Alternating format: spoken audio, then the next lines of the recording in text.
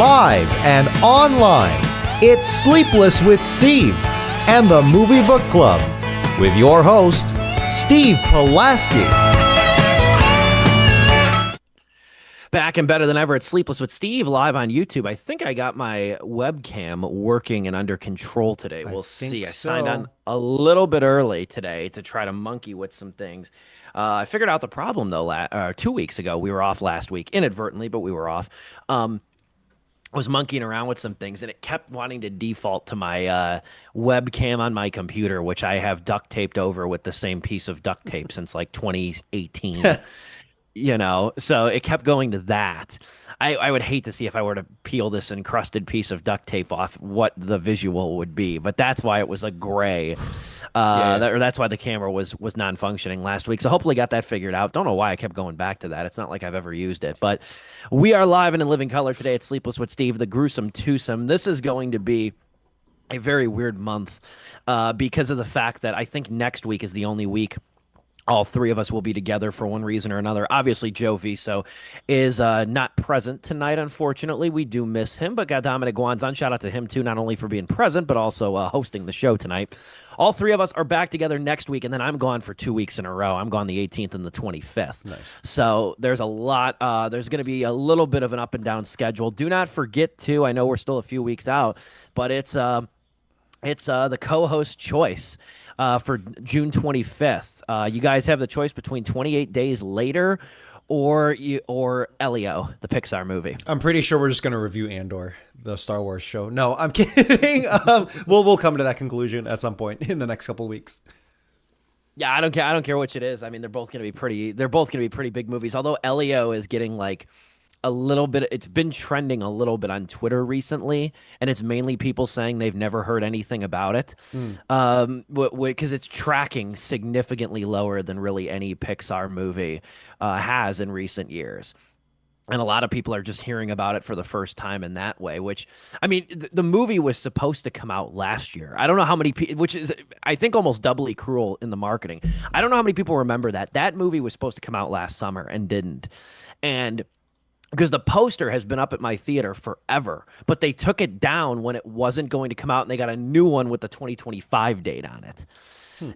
So this thing has been in limbo for like over a year, which makes it even more shocking that people don't know. Although I'll tell you, as somebody who goes to the theater, I mean, hell, be at the theater this week, went Monday and Tuesday, going tomorrow, Friday, and Saturday. For as much as I go to the theater too, I've seen that trailer maybe twice. Like, you know, so even somebody like me who should be in the know, too, obviously I've heard of it, like, haven't heard much about it. It's your call, though, what you want to review, though, that week, because 28 Days Later I do think is going to be big as well, too. So we are back, though. We're talking Friendship tonight, a movie I was excited to talk about. My local theater didn't get it because Lilo and Stitch and Mission Impossible had to combine for about 8 or 9 screens. So unfortunately, didn't get it last week. Got it this week, though. Blessed. So excited to talk about this movie with you tonight, Dom. First things first, how are you doing, my friend? I'm doing just fine. Busy as all heck. And for me, because it's a lot of outdoor stuff, I got to talk about the weather. We are oscillating between the cold, cold rain and the hot, hot, muggy non-rain. And that's a beautiful time we find ourselves in, where it's just pedal to the metal, balls to the wall. Logging for that Chicago lake effect out here in the western suburbs, but unfortunately, that is not the case. Yeah, it's been real humid here. It stormed like a bitch yesterday. We went and saw Bring Her Back, the new horror movie. And we went and saw that, and it was a torrential downpour. It was actually really ambient, though, because it was one of those rains where you could hear the rain on the roof of the theater during the movie, and it's a horror movie. I'm just going to say right now, too, really glad we didn't decide to review Bring Her Back. I liked it a lot. I think Joe would like it. I remember we made you sit through Evil Dead Rise, and it wasn't until after I watched Evil Dead Rise where I was like, oh, man, I feel bad for Dom. Yep. We made him sit through that. I don't know if you would have done well with this. This was nasty. Okay. This was a nasty movie. Like, good. It's one of those movies that, like, I shouldn't say one of those movies because there really aren't many of these. It's unique in this way. The guys who directed it, first off, it's the Philippou brothers. They're, I guess, a really popular Australian YouTube duo. They're known as Raka Raka on YouTube. Raka Raka. I don't know. I know a couple of sketch artists and a number of them from Australia, but I don't know about that one. They've got about 7 million subscribers. This is their second feature. Shit. Their first one was Talk to Me a couple of years ago, if you recall that one at all, which was good too. This one was really good. This one's got Sally Hawkins in it, from Paddington and Shape of Water. Whoa. Okay. I think I do know who these guys are. Yeah. These guys are some of the craziest effing YouTubers. It's like so much like special effects in a good way. They did a lot of good video game parodies as well. Yeah, they did a lot of horror comedy parodies, a lot of like horror comedy shorts. I've seen they've done video game parodies too. They're interesting. This Bring Her Back movie, though, I shouldn't say one of those movies, but it's a movie that like pretty successfully tries to combine like serious sentimentality with some downright grisly shit. Like I won't go in long-winded about it though, but there's like this one scene. It's one of the grossest scenes I've seen in a long time. Actually had to watch it through my fingers, and I don't say that very often. But without getting into the weeds of the plot and everything, there's like this boy, this mysterious like feral boy that lives in this foster house, and there's a scene of him. The one foster kid hands him a mango, cuts a mango, and hands him the piece of mango that's still stuck on the knife. The kid chews through the butcher knife. Oh. And like his teeth are cracking, his gums are slicing. Oh God. It is rough. It is rough. There's another scene where he eats a wooden table and his teeth are chipping off and flying. And you know what the sick part was? 2 hours before I saw this movie, Catherine and I saw this thing yesterday. I went to the fucking dentist. It was the worst timing on the face of the earth to see this movie that has all this oral trauma. But yeah, oral good trauma. movie. That's already a bad sign if we're using those terms, if we're using those adjectives. Good movie though. I'm not gonna lie. Got a little. Didn't cry, but got a little emotional to it. And I know that's the funniest part about the movie is that it's actually a really sad, tragic movie. That kind of lingers with you a bit. But man, is it fucking grisly? I'll tell you, it's not a movie I'm probably gonna watch again. But yeah, those dudes are cool. The Philippou brothers. I know now after having seen 2 of their movies that are pretty bloody and brutal. I'm like, we're gonna bypass those on Sleepless unless they do like a romantic comedy or something. But anyway. At any rate, we are going to talk friendship today. First things first, I feel like we'd be remiss if we don't say anything about this. And it's hard to talk about this, not only just because it's heavy subject matter, but now it's getting to the point where there's a lot of he said, she said stuff about this.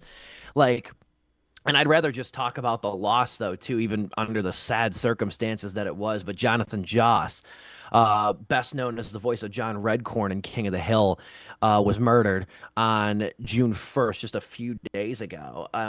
And King of the Hill has been a topic of discussion now for much of this year because it's being revived. Yeah. It's coming back in August officially. And they've had a number of losses too since between. Yeah, they have. So they've had to deal with that, and now this is so you've got that legacy weight, like WEIGHT, of all the people that have passed since the original series, and now this is just devastating. This is just tragic, and we're not going to talk much about the incident itself because there's a bunch of details still pouring out of the whole thing. That's what it is. It's apparently there's a history here with the situation apparently with what went down, and so I think Steve, you said it best. I think in the chat where it's like, yeah, I don't think we should be talking about the details simply because it's messed up. Although we will, I will touch upon the homophobia of the situation. But other than that, man, this is just shocking. This is absolutely shocking. Murdered by his neighbor in front of his husband. Yeah. Like, I mean, it's the kind of thing, like, it's sad too, because it's like, you know, you do hear about these situations and then somebody like this, you know what I mean? Like, obviously this gets all the attention because this guy, Joss, doesn't have a huge repertoire of things, but he was a voice of a long-running character on a long-running animated sitcom, and he was also in Parks and Rec. So he also has just a lot of, you know, he's a part of 2 major shows. You were even saying, though, too, King of the Hill, I feel like they just waited too damn long to bring it back. Like, I'm not saying it won't be good. I got faith in Judge. He crushed the Beavis and Butthead revival. But, like, it's been so long, like for this in the works and stuff like that. Brittany Murphy's dead. She's been dead now, what, 16 years, I think, something like that, which is crazy to say. She was the voice of Luann. Johnny Hardwick, who I believe voiced Dale Gribble, he's passed away. There's a lot of people from this show that are now dead, and unfortunately, Jonathan Joss is one of them at the age of 59. Um, and it's sad too in this way. I mean, it's nice of the fact that like that his sort of like his life and his recent plight and everything is coming, to the surface and everything like that, just showing what he dealt with and everything. But it's also sad too that like now is the time. Like this was a guy that, wasn't a household name or anything like that. Voiced a very popular, funny character on a show and was a star of another sitcom, but he wasn't a household name. And now it's like the most fame he's ever garnered is the worst day of his life. You know what I mean? And I guess that's the other underlying sad part of this whole thing. On top of just the fact too that like, when celebrities die recently, we've had quite a few like Gene Hackman and David Lynch. It's old age, it's combination. I think Lynch was emphysema technically, things like that. I mean, it's a cold-blooded fucking murder. Like, under the grossest of circumstances from what it sounds like. According to like, again, we're not gonna getting into like motive or anything like that, but apparently like the last moments were filled with like their pet had been killed and laid before their porch or their door. And it's like, that's just a detail. I won't go any further than that because things are still happening. But man, this is just like depressingly sad, horrible, and tragic. Obviously, murder in and of itself, already bad. And then on top of this, it's like, man, I feel like they're going to throw the book at this person because this is like a double hate crime, I think, because or like you can stack charges there because it's a homophobic, apparently a homophobic based thing. And, I believe the husband was, well, I need to make sure there's some kind of gender fluidity as well in there as well. So I don't know. The point is, this is going to be, just as funny enough as Pride Month, I was just gonna say, yeah, really, it's like what a tragic way to kick off this freaking Pride Month, the first day of the month. Yeah, honestly, and everyone's just still in shock of the whole damn thing. I had seen video of a somewhat recent King of the Hill revival panel with, I believe, Judge and some of the other people involved, and Joss had not been invited to that. I don't know the full details. I don't know if there was any spite or whatever there involved or something. But one of the last pieces of footage of Joss was a fan taking video of Joss shining the shoes of fans outside of the panel. I will send this to you. I don't have it on the screen or anything or ready to show, but apparently he was like outside of the panel shining shoes. I don't know. Money? Say like, yeah, like literally like with a towel and everything. And for money. I don't think he was doing it for money. Because in the clip, I didn't see him take any kind of money. He was just kind of doing it. I don't know if it was like a statement. I don't know if there's drama there. Again, more news that needs to come out eventually. All I know is that the situation here is incredibly tragic.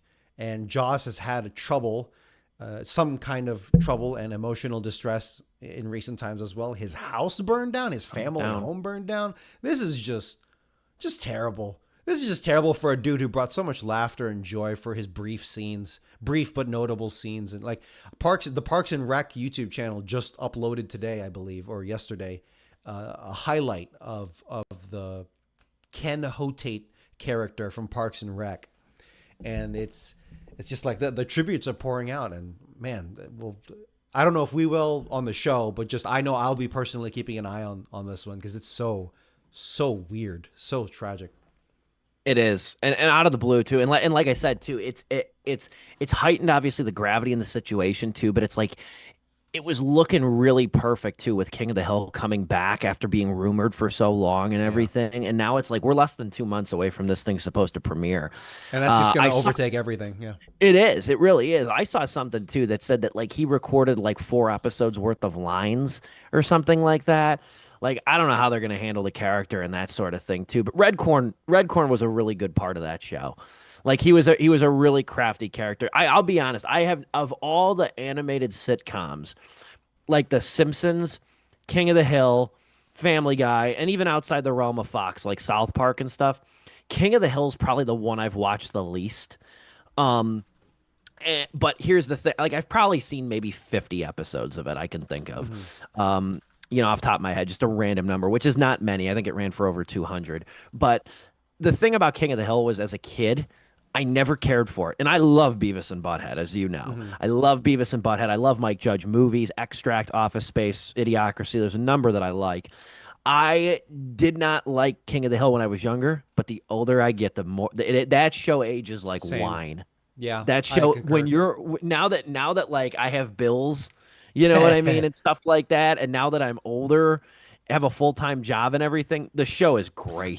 I honestly know- think it's one of those shows as well. It's kind of a little bit like American Dad in the sense that everyone sleeps on it until you watch enough clips and you're like, I don't know, man. I think this show's pretty damn good. And that's I also did not watch King of the Hill anywhere close to consistency, but I would catch episodes here and there, loosely, knowledgeable of what's going on. But the one character that always stuck out to me, I guess I just also stumbled upon those episodes. It was, who's the guy who did Feel So Good? Chuck Mangione, the trumpeter and recording artist Chuck Mangione, who's known for his number one hit single, Feel So Good. He played himself in King of the Hill, and he knows that he's kind of a one-hit wonder. Now, I know for a fact that he obviously has a big history behind him as well, beyond his number one hit. But he knows that in the popular media, he's just the one dude who did Feel So Good. And so every time his bit on the show was that every time he showed up and he played trumpet, literally anything he would play would eventually turn into his number one hit, Feels So Good.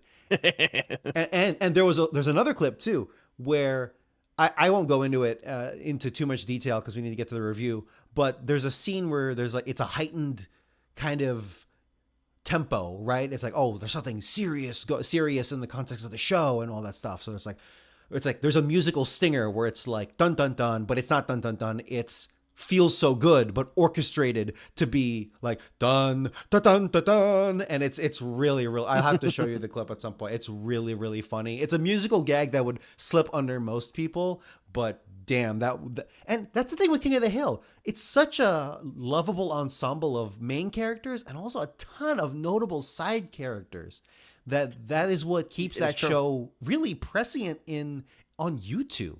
Because it's people, hey, you got that one clip of Chuck Mangione or John Redcorn or et cetera, doing this one bit, and then it's like a 2-minute thing, and it gets millions of views. I honestly think that's part of it.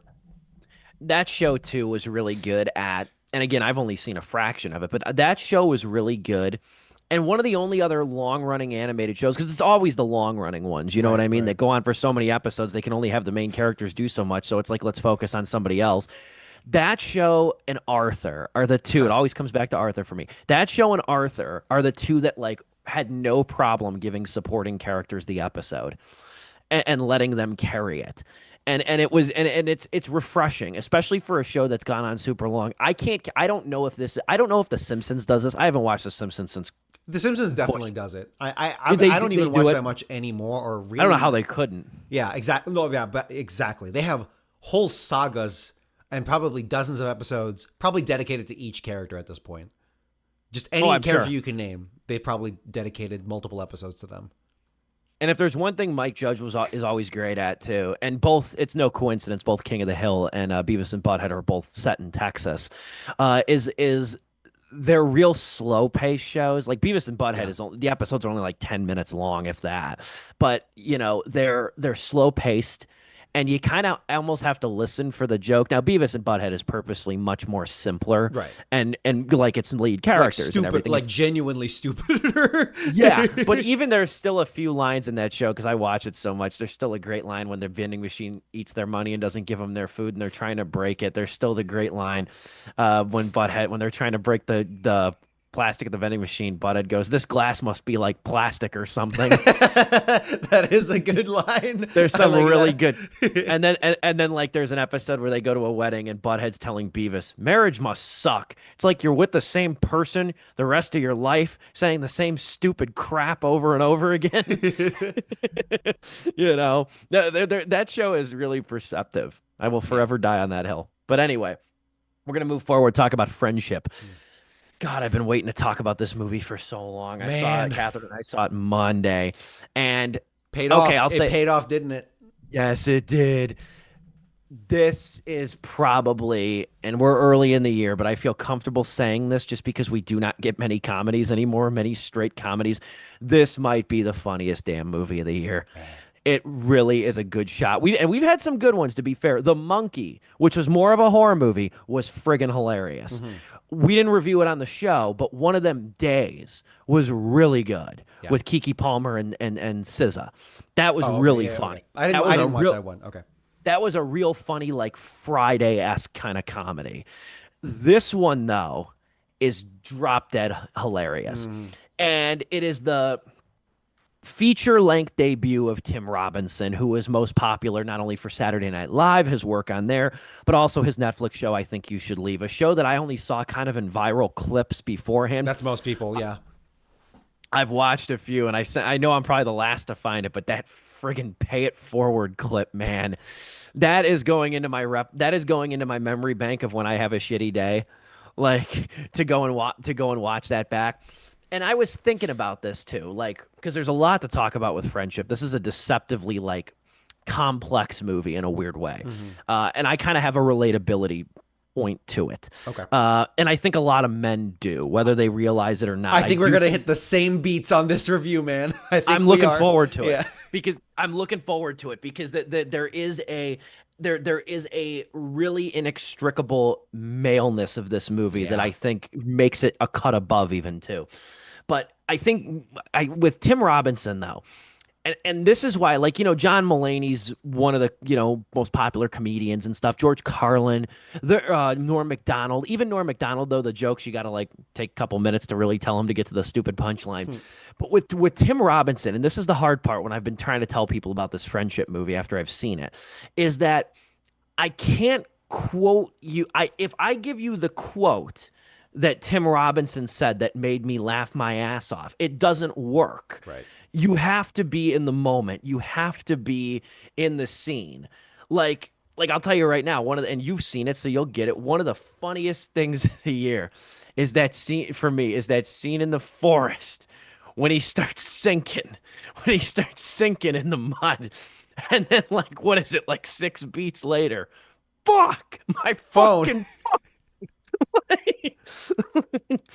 like, he has this unbelievable talent. You were more familiar with him than me going into this, but he has this real talent, Robinson. This like knack for brazenly displaying his emotions, blurting out words and dialogue out of shock, out of like complete shock. And he also has the presence of somebody who, like, just his body language of somebody who's like uncomfortably trying too hard. And I think the last piece of the puzzle for him is he also has just incredible control over his facial expressions. Yes. He is a real physical marvel in that way as a comedian. The way he shouts and screams, it's similar to how it seems so precise and so distinct. You hear it enough if you watch that Netflix show or just sketches or this movie. The way he does it, it's like listening to your favorite singer hit those notes that you like so much from them. You know what I mean? That's really good. It's just perfection. He's mastered it. I don't know if like he has nieces and nephews that he just played around with and he did that voice, but man, he's got it. He's effing got it. The physicality of that man cannot be understated. It's top shelf cringe comedy. Yes. That's what I said in my review. You don't Steve get so Pulaski.com. much of them these days, on at least for feature length. And when you do, it's very haphazard, the quality of them. This going in, I was hyped for this movie because I trusted Tim Robinson to be able to handle that. Tim Robinson or a Lonely Island joint as well, or if it's like an Adult Swim based creator as well, something like that, I can usually trust them with that kind of stuff. I agree. And the shocking part, I think one of the more surprising parts about this movie is that Robinson's not a writing credit. That shocked me. When the end credits came up and I'm like, I was expecting written and directed by Robinson, but no, it was someone else entirely. Andrew DeYoung is his name. This is his featured debut. Now, I have debut. to believe that Robinson had input on the dialogue, but I was shocked that he's not even a co-writer. He's not even a story credit on this thing. Like, which makes it even more that's why one of my closing thoughts of this movie is going to be, this movie does so much for everyone involved. It does so much for everybody involved, and I think this is going to be a slow burn hit. Maybe not at the box office, but it's doing pretty well. But I do think this movie is going to have true staying power in terms of how impacting it is, especially as a showcase for everybody who's still very young in their career. The story of this movie is essentially Tim Robinson plays a guy named Craig Waterman, a square of all squares, who lives with his wife and son. And he works for this marketing company, this like designed to get people addicted to apps sort of thing. And essentially what happens is he desperately wants to be friends with his new neighbor. Ironically, and he's leaving the neighborhood. But he wants to be friends with his new neighbor, who's a weatherman, played by Paul Rudd. And essentially what happens is they hit it off initially. Paul Rudd takes him to hang out and stuff like that. They go exploring these like underground tunnels of the city. It all sounds very strange, but it all feels so natural. That's the weirdest part about honestly, it. that opening third or quarter or whatever, the exposition there, getting to know Paul Rudd, it honestly feels like a romance movie. It honestly feels like a romance movie. Like, it really does. It has the beats. Yeah. You could say gay undertones or whatever. I don't know about that, but if you were to flip the sex of either one of them, it would be like a traditional romance movie. Quite honestly, down to the adventure of it all. Yeah. And if you saw the trailer, you knew kind of where it was going, and the trailer does a great job to market what I think is a difficult to market movie. Yes. Because I'm sure you've seen the trailer. Yes, yeah. The trailer is fascinating too, because and this is one of the recurring themes of the movie. Well, essentially, to finish up the plot, though, is that he essentially what happens is after a weird night of hanging out, it ends very awkwardly with Craig and Paul Rudd characters' friends and everything. Austin, that's his character. After a weird night of hanging out, Austin informs Craig that he does not wish to continue this friendship. And that really sets Craig off because his wife is inexplicably cheating on him.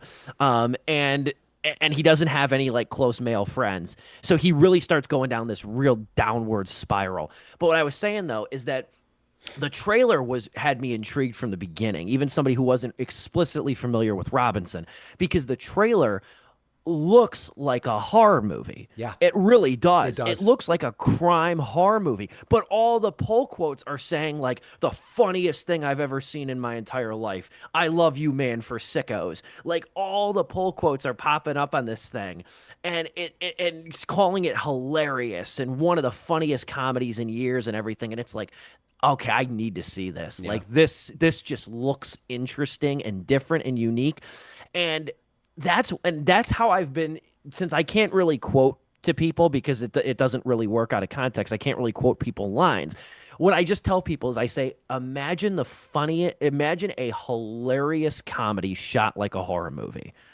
Because that's what this is. Yeah. I'm like, there's no real violence or blood or anything like that, but it's a comedy that is filmed and scored like a horror movie.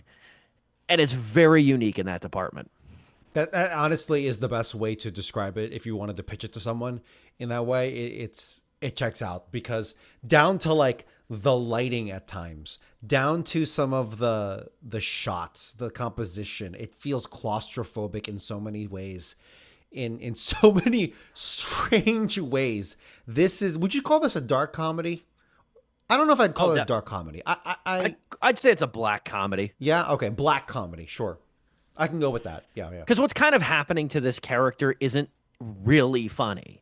You know what I mean? Like, it's sad. There's a tragic angle to this, but it's so damn funny because he can't help himself. No. He just like, this is like I think there was a Letterboxd review that said like a movie about the depressing reality of a man who can't hang. Yeah, that's what it is. That's what it is. And we'll get into that very much soon, probably after the break. But I do want to give a shout out to Paul Rudd, of course, the other half of this duo that does so damn well.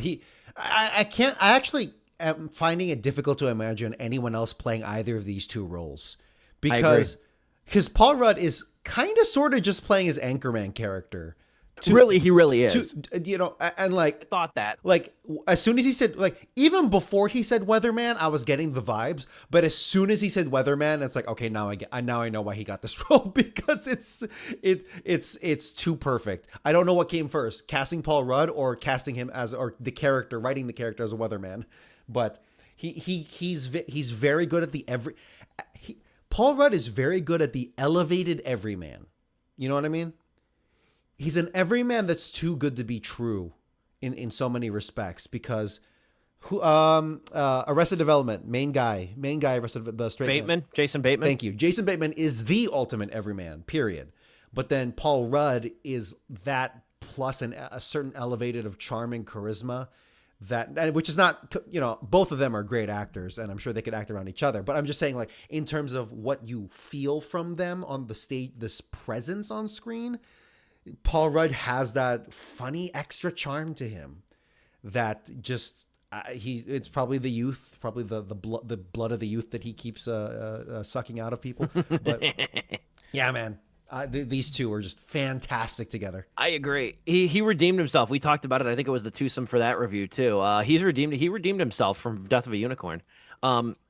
And I said movie in my opinion, that there wasn't too much redemption needed. To be frank, it really was. I'm saying it more coyly, if anything. I know. But the thing was though, too, it really makes you go back and like think about that movie, if you even think about it anymore.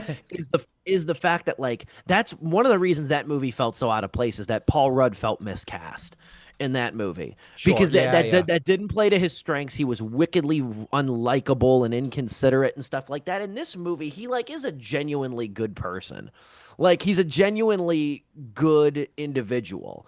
And like the way they start bonding, him and Tim Robinson in the movie, like, feels authentic. It's weird, don't get me wrong, because this has very much like an Adult Swim aesthetic. Yes. I was almost expecting Andrew DeYoung does not have a lot of credentials under his belt. Yeah, and I was wondering if he was connected to Adult Swim. Like, I'm like, did he come from Bleecker Street? Where did he originate from? Because I'm like, even the look of this movie with these like low lit interiors and everything has the heart she holler kind of aesthetic of an Adult Swim original. Yeah. And also too, first off, this is one of those things too. I don't believe we reviewed it on the show. This movie is very similar. I've also compared it to the Banshees of Inisherin. With Brendan Gleeson and Colin Farrell, because that's another movie where the most climactic point in the movie is Brendan Gleeson telling Colin Farrell, "I don't want to be your friend anymore," and then it like sets Colin Farrell down a path of listlessness and adrift and everything like that. While we're butting up against the intermission, we'll take it here shortly. One thing too, God, you know what, nothing's gonna beat Rocky Road to Dublin. Let's just be blunt here. But the second best use of a song in a movie this year, I love that scene when they harmonize Ghost Town DJ's My Boo. Dude. What a hilarious choice. One, what a hilarious choice. And two, what a fitting song. Like it feels like that song was tailor-made to be used for this movie in so many ways. It does. That's how well it was used. And it's funny. I knew it. I knew the song. I knew of it. Because, like, when they started singing that, boy, you should know that. Yeah. Like, I knew it, but I'm like, who the hell sings this song? I don't even think I could tell you the damn name of it. And you know what? Who would sing it in a garage full of guys like that? It's true. That's the thing. That's another ad. That's like a joke. There's so many, like, added jokes, secondary jokes. Yeah, man. It's true. They're layered like that. Also, fun fact, My Boo was the only song Ghost Town DJs ever made. Not like album. That's the only song they ever did. Yeah, they topped out. They were like, we're good. We got it. It's a real Zager and Evans, situation right there, except they actually made an album, I think. But anyway, we will quit here. We'll be back here in about 60 to 90 seconds. Don't go anywhere. It's Sleepless with Steve, live on YouTube.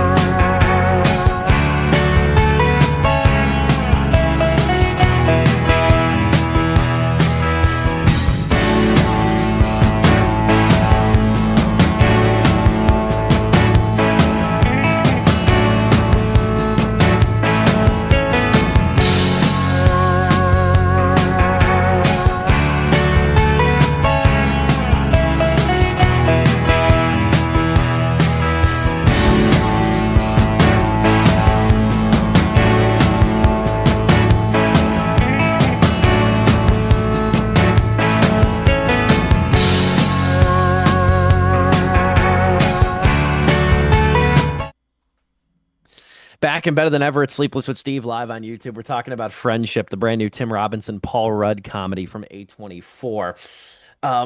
We were kind of touching on like the different elements of the plot and sort of the weirdness of the movie and whatnot. But I just can't get over how, one word I could describe this movie to, if you've seen it, is this movie feels.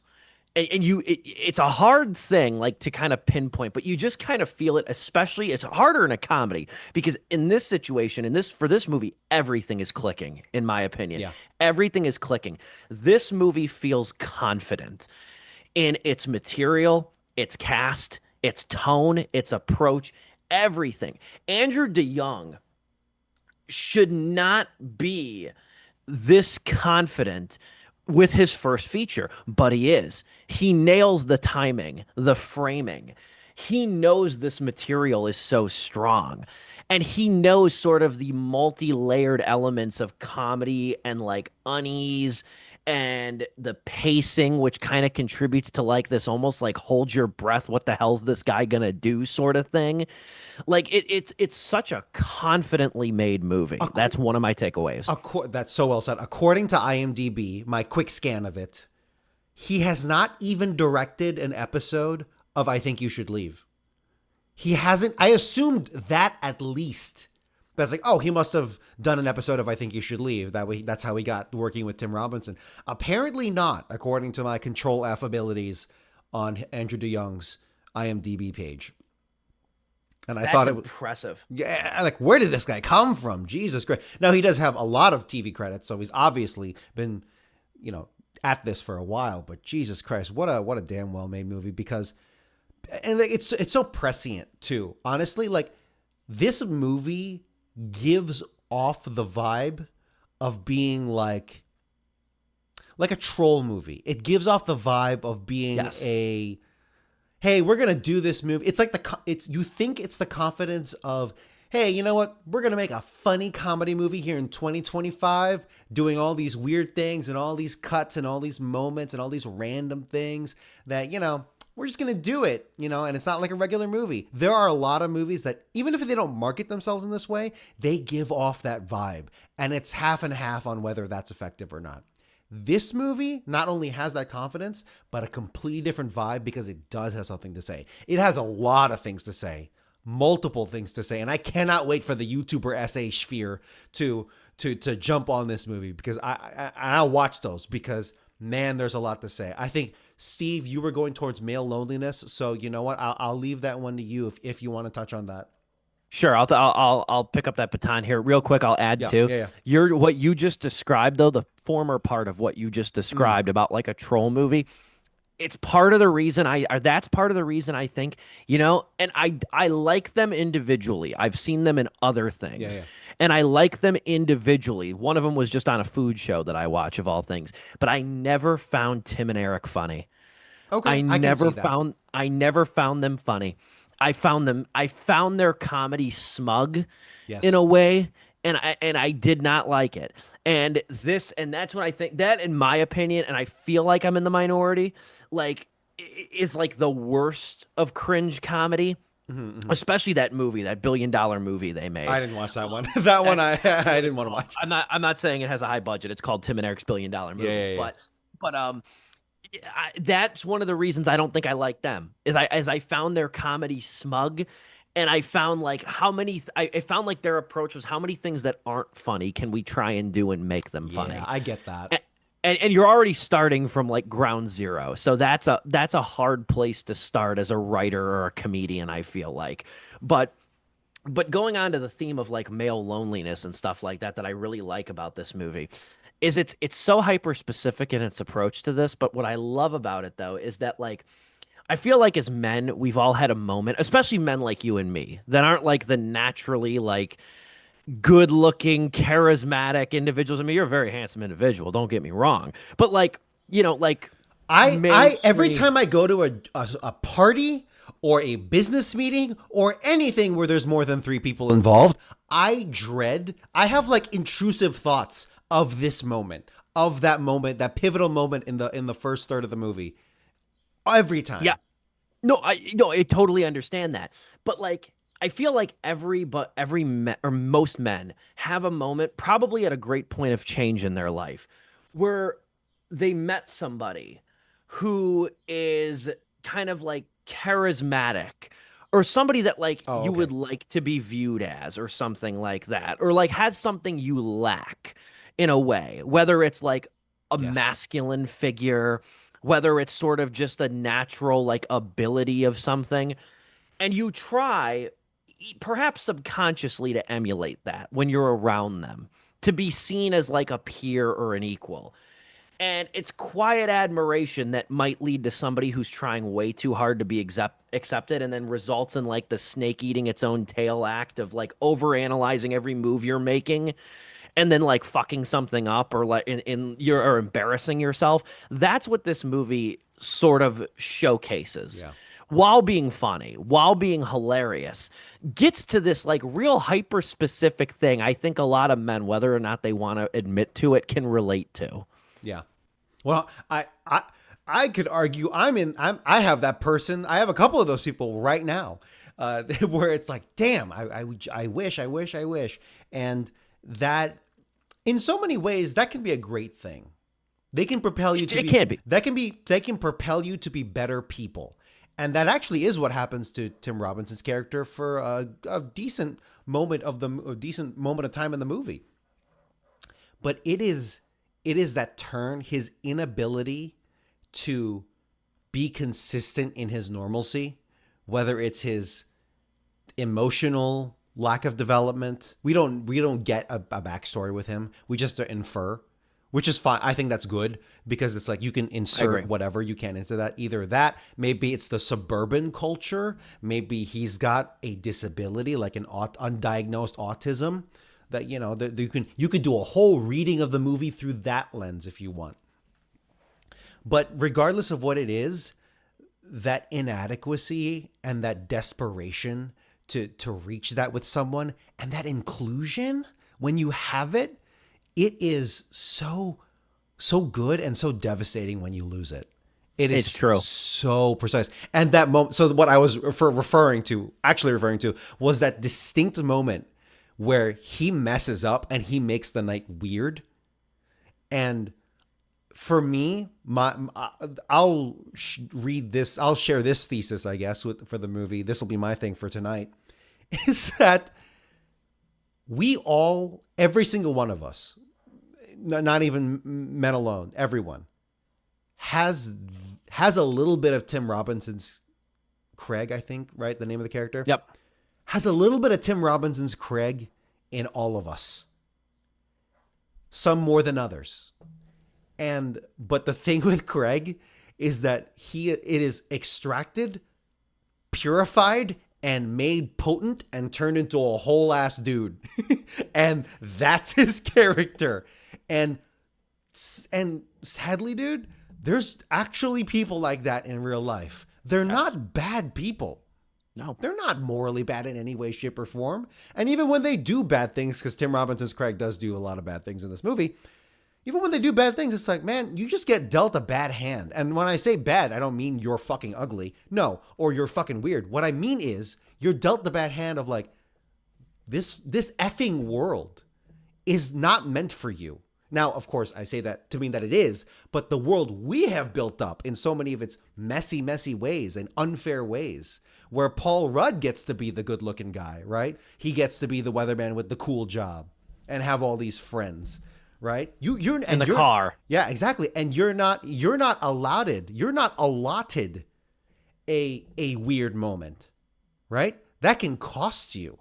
My favorite line, I think, is one of the most important lines in the movie, it's in the trailer even, is that like, and it's so funny, it's so strange how Tim Robinson's Craig has this brief couple of lines where he's actually extremely, what do you call it, like knowledgeable, like wise in this moment in the middle of his babbling and arguing, where it's like, oh, now see, I'm gonna mess up the quote, but it's effectively something like, people need rules or like, you know what I mean? What's that line? He says like, you all accepted me way too quick. You can't do that. People need rules. That's exactly it. That you could make that the tagline of the whole movie, and he's in a way that sums it up. That really sums it up. Now that doesn't mean it's not on surface level. The message you take away from this shouldn't be people need rules. It's the fact that life sucks in such a way that it feels unfair that there aren't rules for these things. It feels unfair and so savage that there is no instructional 6-week course on how to just be effing normal, dude. Because and it's like there's no existing in modern society gen ed. No, there really freaking isn't. And in so many ways, there kind of should be, right? You could argue that that's holding your hand too much. And you know what? I agree with that too. But there's too many damn people in this world that have so much of a hard time with it, and they can't get past it. They cannot get past it. You know, my headcanon for Tim Robbins' character is that he did the same thing in high school and he never got past it. I don't know how the hell he got Kate Mara as a wife, right? I don't know how he nailed that. And there's a whole side character that I adore, biggest laugh of the film for me, who says the same thing, right? Where it's like, dude, if I haven't had her as a non-romantic partner, dude. And then he says something about the Iraq war that absolutely killed me. Afghanistan. Afghanistan. That is one of the best throwaway lines. I cackled out loud during that effing part. Oh my God, this movie is so freaking funny. But and it comes as like during a pan out to the like it's even off screen delivered as like you're panning out into the front yard. It's the perfect. It is like the molecularly measured perfect amount of like disinterested, but you still pick it up kind of thing. Oh God, this movie's so good. It is. It's so smart like that. And then even that scene, I know exactly what you're talking about. That scene where he comes in when Tim Robinson's sitting by his drum set, and then he just Tim Robinson, who even are you? Yeah. It's beautiful. And that's what I'm saying though. Like this movie is so confident to do that. That was really well said too. You took it even a step further than I did. That's really well said. And yeah, there's so much here. It's a deceptively smart comedy. Like in the way, like you could just appreciate it on the surface for its absurdities and weirdness, but you can find a thread and pull on it very easily. And it's not like a House of Cards thing, like you were bringing up about the fact that like it just seems from Tim Robinson's perspective of how Paul Rudd has everything, and like it seems so easy for him. But then there's a scene where Paul Rudd reveals he's hiding something. Now it's, in the grand scheme of things, it's a comparatively minor thing, but there's a good chance he wouldn't be a weatherman if he didn't have it. Yeah. Like, you know, and it shows you like the kind of House of Cards facade it is of somebody who is perceived to have it all, you know, which I think is really, really wise and smart too. Yeah, this movie does, and I keep going back to it. It does so much for everybody involved because, you know, we've talked about Robinson. I think the big concern was whether or not his personality could go beyond a 5-minute sketch, and the answer is it absolutely can. He can absolutely carry a movie. You have DeYoung, who comes out of nowhere for all intents and purposes as sort of like an invisible TV director, and just writes this really concise, immaculately written, comedically rich, thematically rich movie. you know there's a bunch of DeYoung's friends in real life who are like, shit, am I that good? Am I that guy? Is that me? Yeah. Is that me? Shit. Like, who did he base this off of in the friend group? Then you have Andy Rajeski, who is the cinematographer, who, like, again, shoots this like a horror movie. Wild shots in this movie, man. Weird framing, and that works, though. That doesn't really take you out of it. And it even nails, like, blocking and certain things like that. And then you have Keegan DeWitt, the composer, who I think composed a hell of a score with this thing, too. It's not often in comedies you talk about the original score. Yeah. But this one, though, is so integral to sort of the combination of unease and anticipation that you're feeling with this thing. and even the supporting performers like Mara and Jack Dylan Grazer, who plays his son. Jack Dylan Grazer's got a great line delivery in the movie when Tim Robinson, when he wakes up and he asks his son, he goes, "I got the day off. You want to do something? Go to Rick's bar." And then Jack Dylan Grazer goes, "Rick's bar at 7:30 in the morning, and I'm 16." Like, and then he just has Catherine pointed this out too. Catherine's like, "Is anybody gonna address that his girlfriend's just always over now?" Like, and they go in the room privately, and nobody seems to make any note of it because they're all so absorbed in themselves. Yeah. God. And it's like, it's just the amount of like things you need to know and things that can just be left as a thread because it's funny and it's not that integral to the message being conveyed here, man. Not at all. My dude, here is a character that is so indicative of suburban America, of 30, 40-year-old man in America, that his wildest dream is ordering a Subway sandwich. That's so my favorite cackle, like surprise ambush of a joke was that vet. Probably my favorite joke that I genuinely just loved, and as it kept planning out, is that Subway sequence.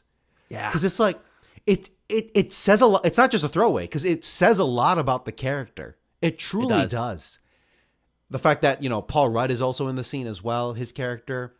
The fact that it was set up in such a good way, because it's not just that. You were lulled into thinking it was going to be bigger, because remember that sequence where Paul Rudd is showing him the fancy stone, and it like goes into this spacey ass thing that it's like, oh, we're getting psychedelic here and all that stuff. And it's yes. like you thought you were going to get that. Oh my God, I could rant about this movie for another 20 minutes. And then you have the same reaction that Tim Robinson has when he wakes up. You have the same reaction. The other good throwaway line in that scene was the guy at the phone store. And again, if you haven't seen the movie, what the hell is this? But again, it shows you how integral the jokes are to it, and like how it's all about the setup. But the guy who works at the phone store tells him, he goes, did you get the answers to your question? Tim Robinson, no, I went to Subway. And he goes, "The eatery?" I didn't even catch that. The eatery. Oh, and that totally ripped me off. I had literal fucking tears in my eyes watching this movie sometimes, man, and that does not happen very often for newer comedies, especially. I'm getting them now too. This movie is so fucking good. Like it. I had high expectations, and I almost thought I was setting myself up for failure. Same. I didn't read any reviews going into it either. I generally don't, but I purposely went out of my way to avoid any sort of commentary, even on Letterboxd, about this thing, man. So I came into this thing with high expectations, and they surpassed them. I loved it. I absolutely loved it. I think it's got a good chance to make my top 10 at the end of the year. Same, it really does. Honestly. Like this thing, I wish Joe was here for this Yeah, review. man. If Joe sees it, I'll give him 10 minutes next week, because it's just such a this film gets on this hyper specific wavelength, and it's such a weird yet riveting wave to be on, and it even ends perfectly. Like it even ends on such a great note. Like it feels like you don't know how it's gonna end, but then when it does, you're like, that felt right. That really felt right. One other thing while we're just talking about, not spoiling, but talking about jokes, the other wraparound joke that I laughed my ass off at was during the first hang with Paul. Well, I guess it's the only hang technically, with Tim Robinson amongst Paul Rudd's friends. The one dad talks about how his daughter is going to high school, and let's just developing, I guess you would say is the word. And he's worried about like the predatory men in high school and things like that, and like high school setting. And he's like genuinely worried for his daughter. And they're like, "We're all here for you, man." And that's what starts the harmonizing in acapella of My Boo. I love the wraparound then with Tim Robinson going back to the friends and then being like, "John, I can't stop thinking about you and your busty daughter." And that's honestly another great, potent indication of the character, where it's like, dude, we know what he was going for. He just can't say it. He just can't do it right. He means well. He's trying to connect. He's trying to salvage the situation. Oh, he just can't do it though.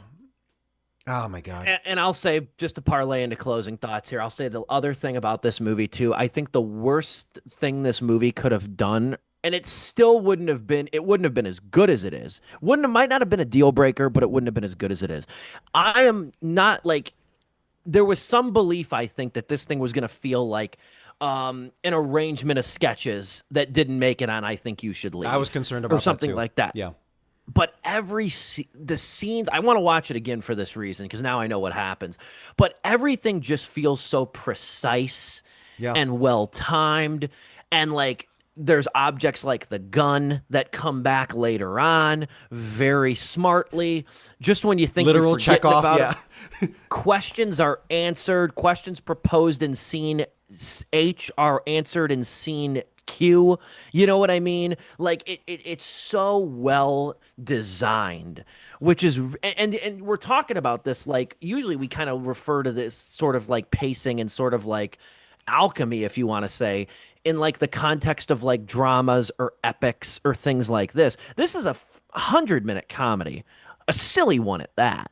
Like, but it just feels so delicately crafted by a guy that does not have feature film experience and an actor who's never acted in a feature film, who's the friggin' lead, who is really the he's not the icing on the cake, he's the literal cake.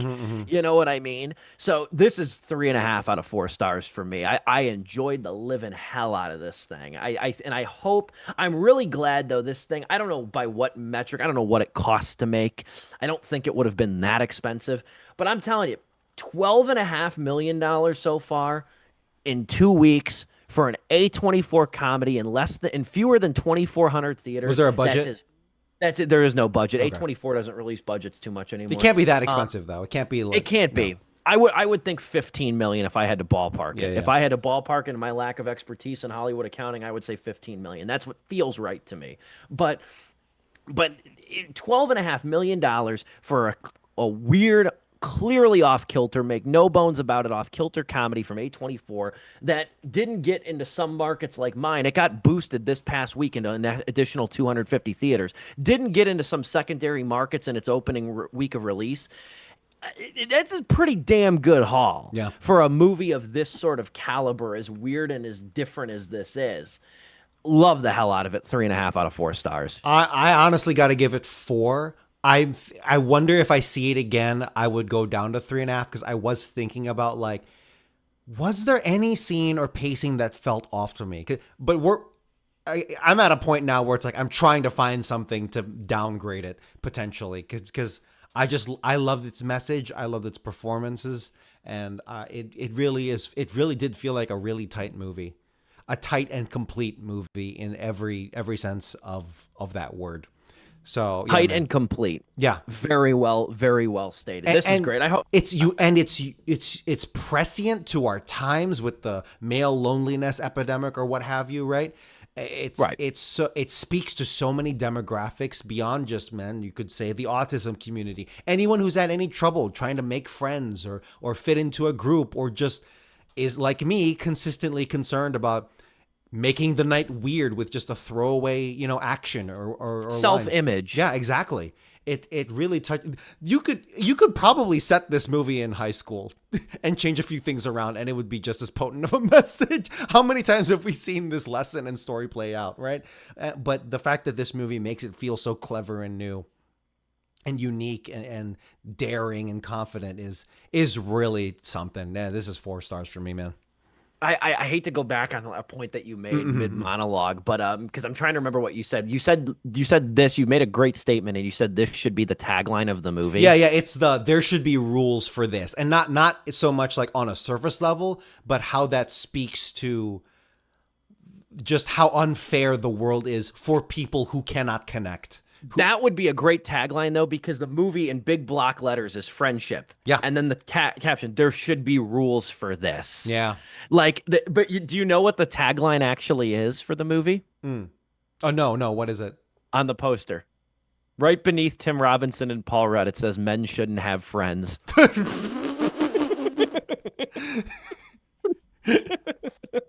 Men shouldn't have friends. See, that's the conclusion of where we're at. and why we're in a bad place as a society. It's pretty fun. I do like yours. There should be rules for this because even the way in the poster that Tim I analyze posters and he taglines says it. Stick with me too much. That's but another line that's wrapped around as well. Right, when he's a meter maid, where it's like, yeah, of course he's a meter maid because it's straightforward. You're either in the parking thing or you broke the rules, and then there you go. And that speaks so well to his character. Honestly, damn. Really great stuff. Really great stuff. Totally. And I just saw it too. We're gonna review this later in the summer, I think in August for like the dog days of baseball. But I've seen two of the funniest movies I've seen in a long time this week between Friendship and Ephes, which I was telling you guys about last week. That's funny in a lot of different ways different from Friendship, but it is a really good movie that I'm looking forward to reviewing on the show too because I really want your guys' take on the movie and sort of the I guess the weirdness of it. You know what I mean? So that's another one too as far as comedy. I feel bad for that movie because now I'm gonna be subconsciously like thinking, oh man, here we go, another off-kilter comedy like Friendship, and that was so good. It's like that one that movie had the unfortunate problem of coming second. That's all it was. That alone. Well, there's some time. It's not like we're reviewing it next week, That's too. true. So there's a little bit of time, at least, to percolate in your mind. Lastly, though, that concludes our show. Next week, we'll be reviewing Dangerous Animals. Had to do a little bit of reworking for the schedule over here, but this is a thriller. This is like a thriller, kind of classic style, straightforward horror movie that I'm really looking forward to. Mm-hmm. It's they're out on the like I said they're out in the middle of the water. Have you seen the trailer for this thing? I've only seen it once. I don't think I have. No. Yeah, try and go in blind to this thing. There's not a lot to it. It's kind of like Wolf Creek on a boat. That's what it looks like to me. That's what it looks like to me. Okay. I'm very interested in your take, and that's gonna be the one review this month that the three of us are together. So I'm looking forward to your take on Dangerous Animals. Kind of going blind if you can though, because I'm mostly going in blind. Too. Okay. But at any rate, that concludes our show. What a great review. Great discussion. Grateful for it. We will be back next week, same time, same place. Right here, all three of us. For Dominic Guanzon, unseen but still love Joe Viso, and yours truly,